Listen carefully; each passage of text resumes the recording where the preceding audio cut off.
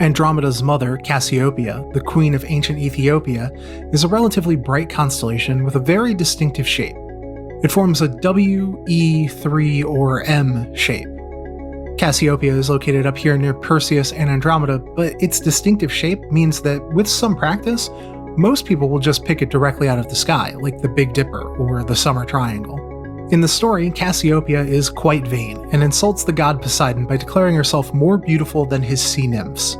This impelled Poseidon to send the sea monster to Ethiopia and demand the sacrifice of Cassiopeia's daughter. Cassiopeia, the constellation, sits in the Milky Way, out away from the core of the galaxy. Even though Cassiopeia isn't located towards the center of the Milky Way, it is still rich with stars and objects. It contains the remnants of the last known supernova visible by eye from Earth. Cassiopeia A would have just barely been visible to the eye when it exploded in the 1600s. No supernovae have been visible without a telescope since. Located 11,000 light-years away, Cassiopeia A is emitting a tremendous amount of radio waves. It is the brightest radio source in the sky outside the solar system.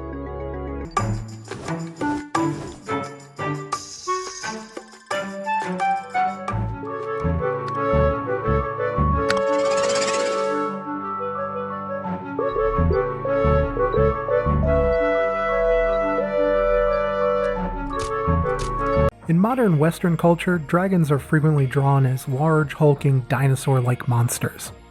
Draco is not one of these dragons. Instead, Draco looks more like classical Chinese depictions of dragons, longer, more snake-like, and flowing. The trapezoid makes the dragon's head. The body makes a backwards S shape, and the tail threads between the Big and Little Dippers. The tip of the dragon's tail ends almost even with the cup of the Big Dipper.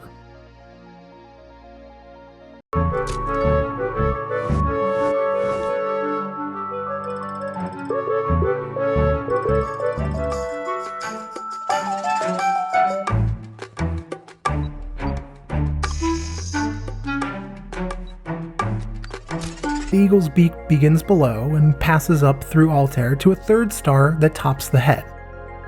Then the bird's body turns down. Two wide V-shaped wings flare out from the sides, and a small segment of stars mark the eagle's talons. Aquila resembles a bird striking from the sky.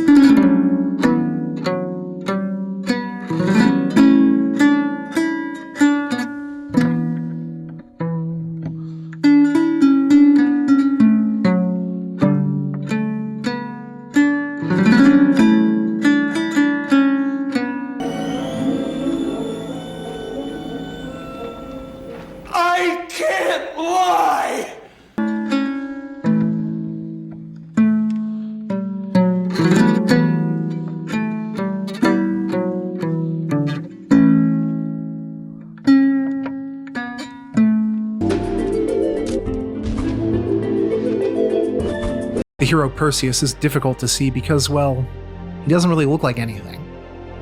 To my eye, Perseus is a coherent river of stars that ends in a hook and has two branches sweeping off to the sides. I've heard people say that Perseus looks like an umbrella, or maybe like a hat-wearing witch in profile. While people report seeing different images in Perseus, I've never had anyone tell me that they saw a person in those stars. Perseus is a hero of ancient Greek mythology. He is principally connected to two stories which collide together here in the night sky. Most relevant to our celestial tableau is that Perseus happened to be flying by when Andromeda was chained to the rocks, and he was naturally curious why anyone would be chained in the harbor. Upon realizing that Andromeda was threatened by a sea monster, Perseus slew the monster and rescued Andromeda.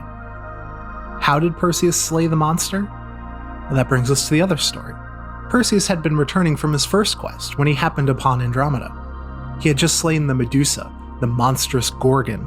Half woman, half snake, with serpents for hair, the Medusa possessed the power that whoever looked upon her directly was turned to stone. Clever Perseus used a mirrored shield to defeat the Medusa, and removed her head as trophy. The head retained the power of petrification, so he hid it in a bag.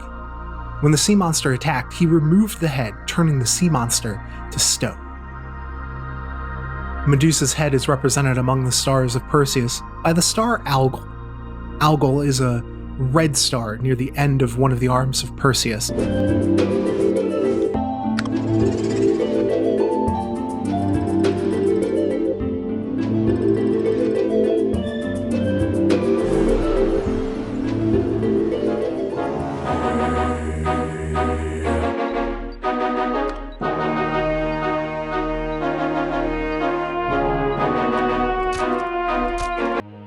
You'll find a group of 4 stars of about the same brightness in a compact, nearly square shape, with a 5th star located beneath the lower right-hand corner.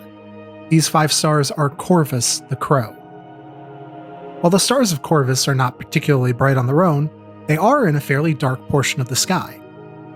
And their compact and distinctive shape makes Corvus relatively easy to find.